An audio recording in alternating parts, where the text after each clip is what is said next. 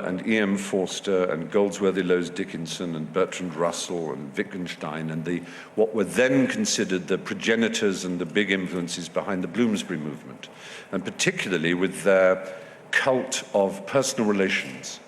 Forster later, in one of his essays, got into some trouble for saying, if it came to, and this was in reference to some of his friends, the Apostles, which was a group of Cambridge intellectuals, some of whom were people like Guy Burgess, who, of course, was one of the Cambridge spies, the traitors. Forster said, if it came to a choice between betraying my friend or betraying my country, I hope to God I would have the guts to betray my country. And it's that, the primacy, the high doctrine of friendship and personal relations and an absolute instinctive distrust of causes and the abstract that I thought was part of a Cambridge that went all the way back to Cranmer and Latimer and Ridley, and not that I was religious, but those who were martyred, famously in Oxford. Cambridge produces martyrs and Oxford burns them. And there is a martyrs' memorial in Oxford to prove it. All the ones burnt there were Cambridge people. And there was something about Cambridge that appealed to me. It was the mixture of rigor. I think after all the terrible things I'd done, the thieving and the explosive disappointments of romantic love and physical love and all the other forms of love, agape and eros, I just thought that I needed the discipline and the restless intellectuality and the refusal to accept the world that Cambridge represented. Oxford represents the world, and always has. It's really extraordinary how, going all the way back throughout the history, that Oxford was a royalist stronghold and Cambridge was a Puritan stronghold. And there's nothing attractive about it. I'm not saying for a minute that Cambridge is more attractive. In many ways, it's less attractive. That Cromwell was a Cambridge man, and Oxford was the capital of King Charles's Stuart Cavalier, it was his citadel. And then, as I say, also previously before that, the Cranmers and others. And all the way up, Robert Hewison wrote a very good book called Monty Python, The Case Against. He wasn't presenting the case against it. He was merely recording the opposition to Python. And he writes a very good chapter about the tradition in Cambridge of long, lean, sarcastic Cambridge people, as opposed to short, dark, rather more friendly Oxford people. And you can see it in Beyond the Fringe. There's Peter Cook and Jonathan Miller, as opposed to Dudley Moore and Alan Bennett, who are lovely. How could you not love Alan Bennett? And how could you not love Cuddly Dudley? And how would you not be scared by Peter Cook and Jonathan Miller? And then in the Python era, the same thing. You've got the lovely Michael Palin and the lovely Terry Jones, and you've got the incredibly sarcastic Eric Idle, Graham Chapman, and John Cleese. And he says, the average Python meeting would be Terry Jones and Michael Palin saying, let's have some pantomime Princess Margarets. And John Cleese would go, why? And that tension, as it were, and actually you can even go further forward. You could say, well, Richard Curtis and Rowan Atkinson are a lot more lovable than that awful Hugh Laurie and Stephen Fry, for example. Dance.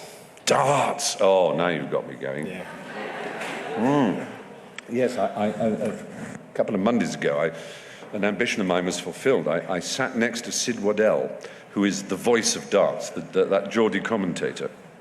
Tell us, Stephen, what he sounds like. Well, he said, "Twaddle the clips of the darts," he said at one point, which was very exciting, and I was able to come back with Bonnie Taylor, because Phil Taylor is probably the greatest sportsman alive on the planet. You may question the use of the word sportsman next to a dance player, but he is 15 times world champion, and he's broken every possible record. I don't think that any other sport in the world has a 15 times world champion. I find darts an absolutely captivating spectacle, and I think one of the things that's most captivating about it is this unspoken, or indeed sometimes quite baldly spoken fact that people think there is a massive disconnect between someone like me enjoying the gladiatorial arena of this extraordinary game, which is performed by rather tattooed working-class people.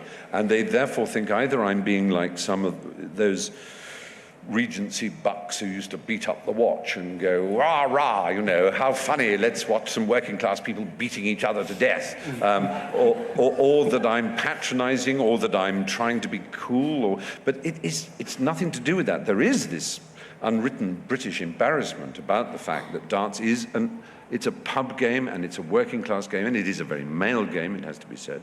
And it's obviously not attractive to see large, overweight, sweaty men with tattoos, except for the fact that they are so good at their sport, and the scoring of darts is so exciting that you get fantastic games. And I was able, as I said at the time, on live television, so I had to be careful, I'm like a pig in Chardonnay. And that's how I felt. I know it's odd, but there you are.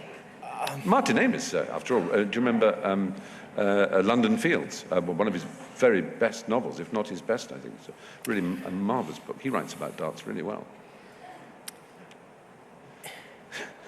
Eros. Ian? Eros. Oh, Eros. Yeah. Oh, saw backwards by no accident.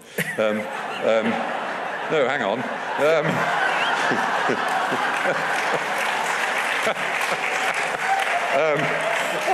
It's also an anagram of rose. Too late.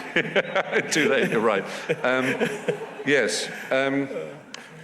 When you're a child and you watch films on television, you tend to wonder why it is that the action, the comedy, the adventure stops every now and again for this bewildering, baffling nonsense that is eros, that is love.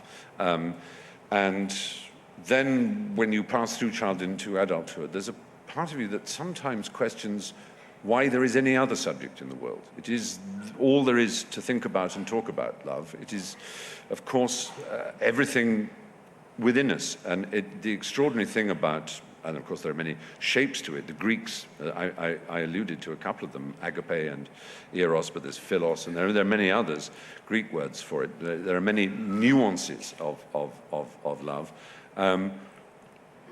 And we know how important it is to us, and so much so that we don't even think about it, because we sort of almost couldn't carry on living because of how important it is. And our dreams often tell us this. It's fascinating how often one dreams about a moment of love, or someone one has loved or lost or unrequitedly loved, will come back 30 years later, and you think, oh my God, I'm not still, am I? I am. And I remember seeing a man of 106 being interviewed on television on his 106th birthday. He was in Norfolk, and he was the oldest man in East Anglia, which we were very proud of. And the interviewer said,